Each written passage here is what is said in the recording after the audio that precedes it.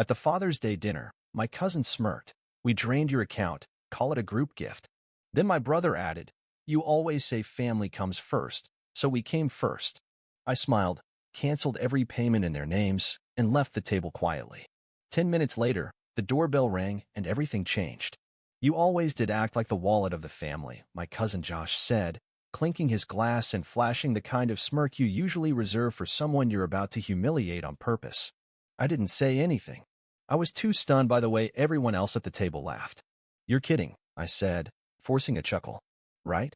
That's when my brother Dylan leaned back in his chair, napkin still tucked into his collar like a bib, and said, you always say family comes first. So we came first. Simple math. I looked around the table. No one looked shocked. Not my mother, who kept sipping her wine like this was a normal Thursday. Not my father, who had just raised his glass a minute ago and toasted to strong family ties. Not even Aunt Monica, who once cried over an overdraft fee and now blinked at me with a shrug. They all knew. I'd paid for the dinner, like I always did. Booked the private room at Ridge and Maple. Ordered the wines they liked. Prepaid for dessert.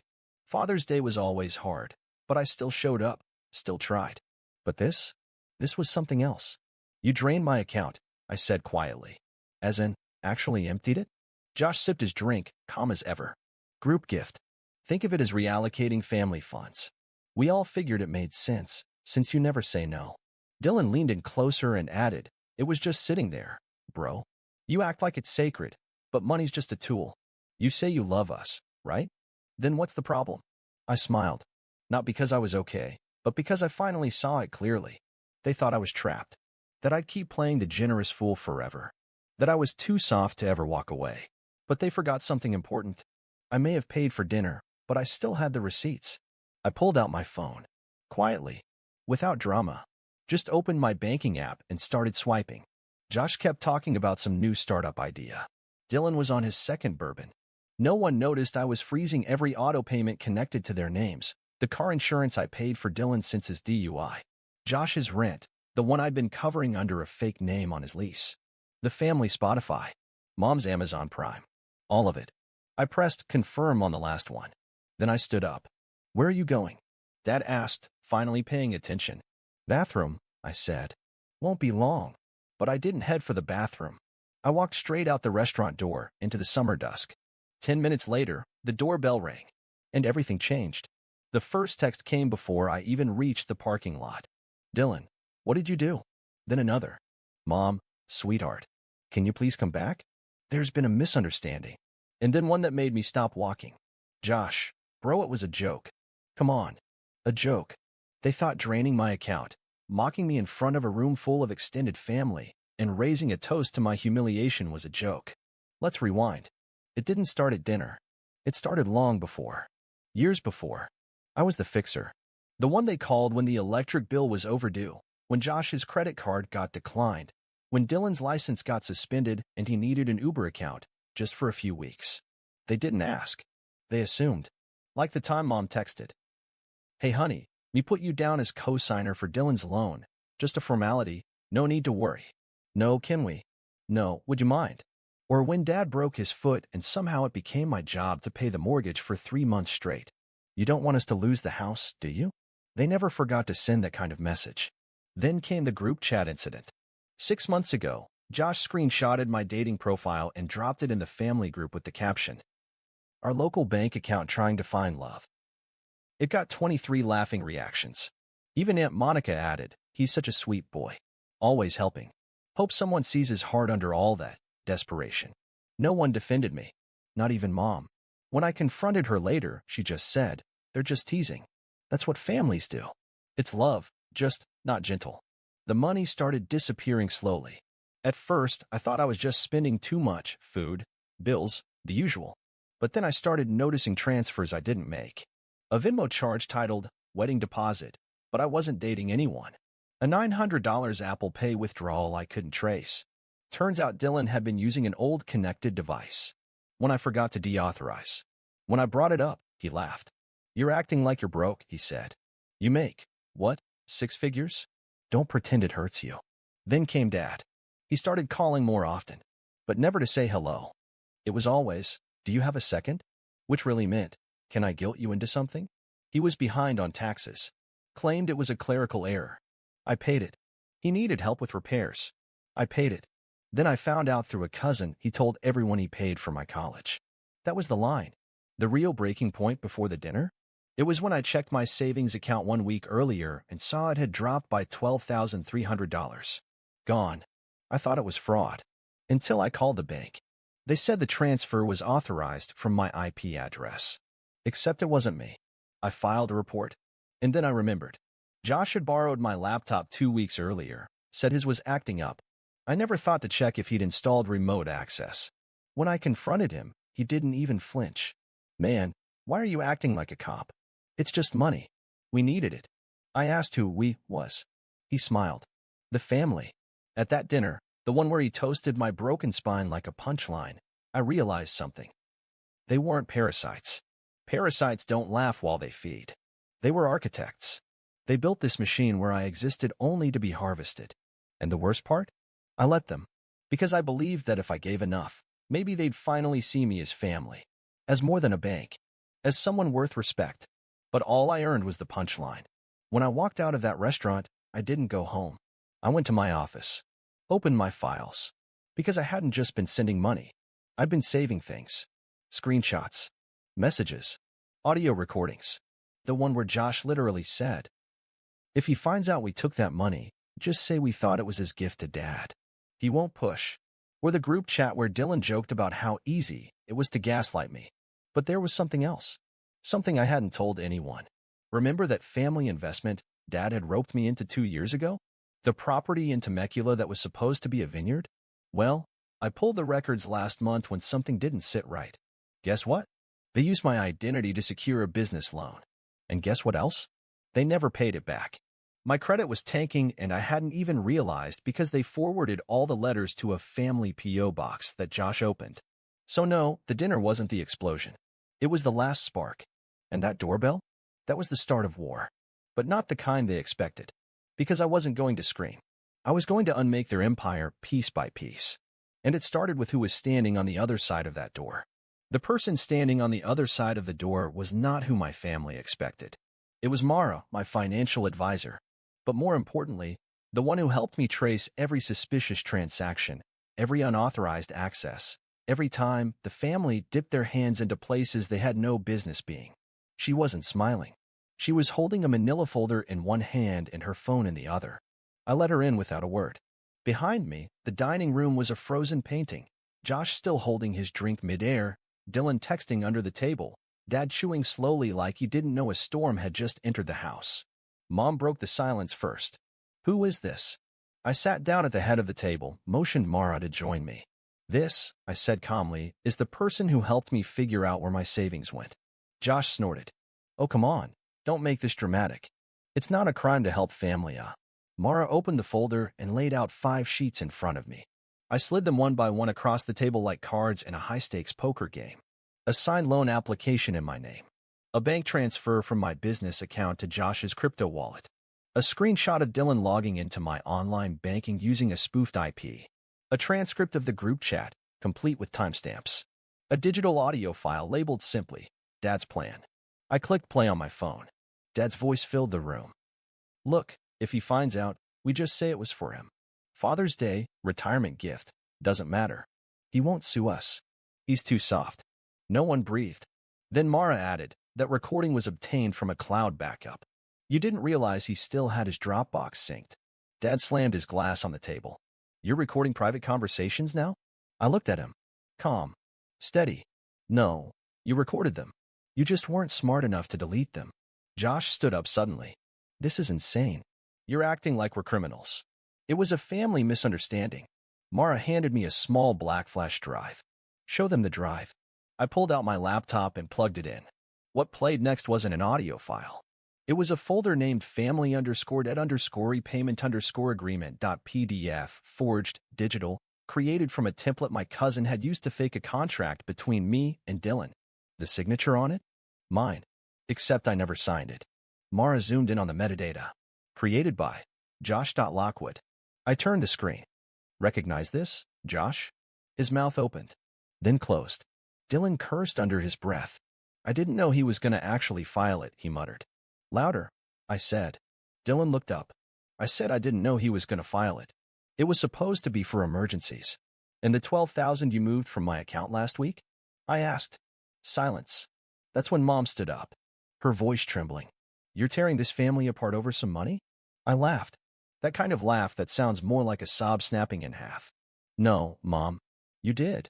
When you all decided that love was measured in withdrawals. I reached into my bag and pulled out one last thing, an envelope. Inside, copies of every payment I'd made in their names in the last 3 years. Over $86,000. I read the total aloud. Josh turned white. Dylan stood up, mumbling, I need air, and left the room. Dad looked down at his plate like it had betrayed him. And Mom? She just whispered, we didn't know it was that much.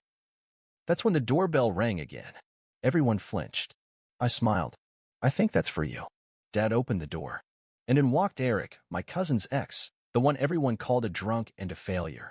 Except now, he held a tablet in his hand and nodded politely at me. Ready? He asked. I nodded. He placed the tablet on the table and hit play. It was a video call recording. Josh, on screen, 3 weeks earlier, talking to Eric. Listen, we're going to drain his account and call it a Father's Day gift. He won't even check.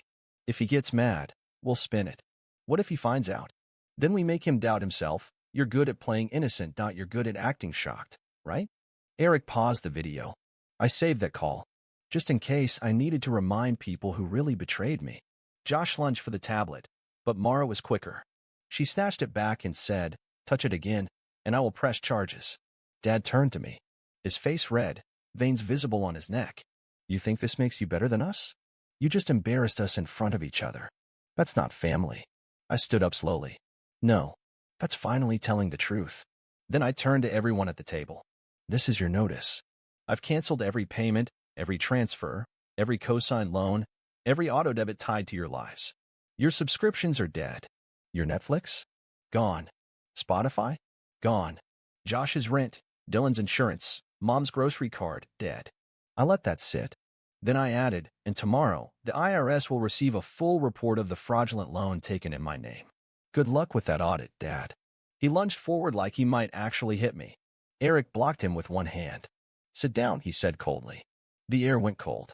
I gathered the papers, tucked the drive in my pocket, and turned to leave. Josh muttered, You're seriously leaving after all this? I stopped at the door. Looked back. Yeah, quietly. That's more respect than you gave me. And then I left. Out into the night. No yelling. No drama. Just a man who finally decided that the family name meant nothing if it came attached to chains. The next morning, I pressed publish. Not a dramatic video. No crying selfie. Just a post. Title, What Family First Really Meant in My House. Then I attached the files. Screenshots of the group chat. The forged loan. The audio of Dad. The fake repayment contract. The bank records showing $86,000 gone. And finally, the video of Josh laughing about gaslighting me. I didn't tag anyone. Didn't need to. Within 3 hours, it had 12,000 shares. By noon, it hit a local subreddit. By evening, it was on Reddit front page under r/entitled people. Then TikTok picked it up. Some user cut the clip where Josh said, You always say family comes first, so we came first, and paired it with a slow zoom on the bank statements. It went viral. 3.2 million views in 24 hours. I didn't read every comment, but the tone was clear. Imagine mocking someone who literally funded your life. That smile at the dinner table? That's generational trauma snapping. Bro handled it like a boss. Quiet revenge is delicious. Who's the loser now, Josh? That evening, Dylan texted me 19 times. First, we need to talk. Then, that post is ruining us. Please delete it. Then finally, you think this is funny? You're burning down your own family. I left him on read. Around 8 p.m., I got a DM from someone I didn't recognize. It was a local reporter. She said the story had exploded online and people were asking if it was true. She asked if I wanted to comment. I sent her a single line. Everything I posted has a paper trail, and you haven't seen half of it. She published the article that night. Title, Family First, Until the Money Runs Out, A Quiet Son, an $86,000 betrayal, and the viral fallout. The article blew up. Then came the reactions. Mom posted a long Facebook message the next morning. We may not be perfect, but we are still family. The internet shouldn't be a place to destroy the people you love. Forgiveness matters. The comments didn't go how she expected. Did you forgive yourselves when you stole from him? Forgiveness isn't a free pass. Lady, you raised a snake pit, and now you're surprised it's on camera. Then came Josh. He tried to post a rebuttal, claimed I misrepresented everything, said it was just financial support with miscommunication. Someone found a Reddit comment he made 6 months ago bragging about milking his cousin's guilt complex. He deleted his profile that night. Dad? He didn't post anything. He lawyered up. I got a cease and desist letter, typed in Comic Sans, if you can believe it, accusing me of slandering the family legacy. I sent back a one-page reply. Just one sentence. Truth isn't slander. And you lost your legacy the day you weaponized my love. And then something happened I didn't expect. The bank called me. Turns out Mara had flagged so many suspicious transactions that they launched a formal investigation. Josh's fake contract? Dylan's spoofed access? The Temecula Vineyard loan? All of it was under review. They froze 3 family accounts pending verification. Then the IRS called. The loan in my name? Under review for fraud. The vineyard, business, Dad tried to register as veteran-owned? They found inconsistencies in the documents. Guess who handed over the original DD-214? Grandpa did. I hadn't even told him yet what happened. He called me. Said just one thing. Told you. Mud on their knees. Meanwhile, I was doing something I never thought I'd get to do. Live. I moved into my new apartment.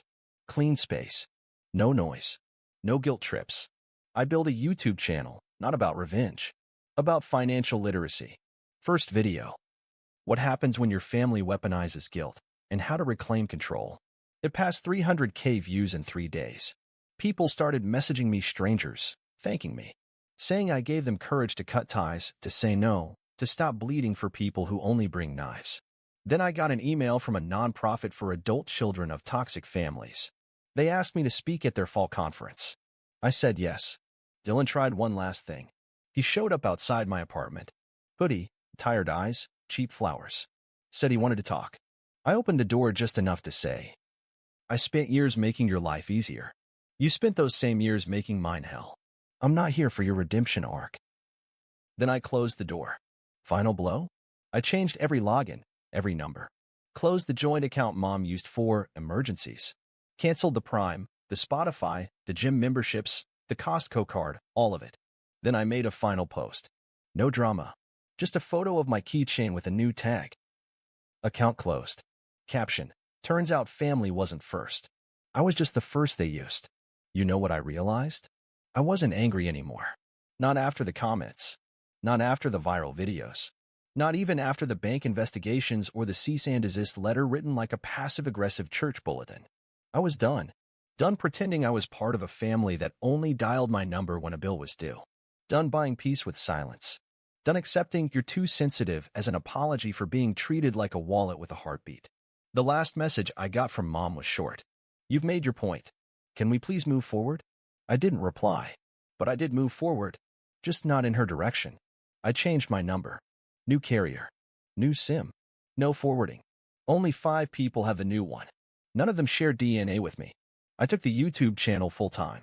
Now it's a brand, debtless by design. First hoodie drop sold out in 48 hours. The old family Spotify?